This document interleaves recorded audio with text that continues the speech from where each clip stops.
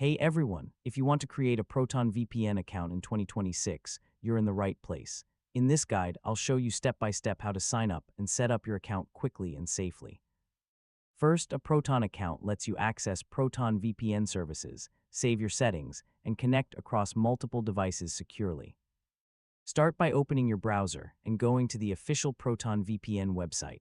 Now click the Sign Up button at the top of the page. Select the plan you want. Yeah, you can choose the free plan or upgrade to a paid plan later. Now enter your email address. This will be used to create and verify your account. Create a strong password. Yeah, make sure it includes letters, numbers, and symbols for better security. Check your email inbox and click the verification link sent by Proton VPN.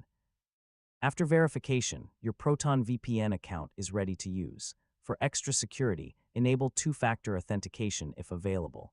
Now you can log in to the Proton VPN app using your new account. For better security, use a strong password and avoid sharing your account details with others. A common mistake is using a weak password or skipping email verification, which can lock you out of your account. And that's it. You've successfully learned how to create a Proton VPN account in 2026. Thanks for watching, and I'll see you in the next tutorial.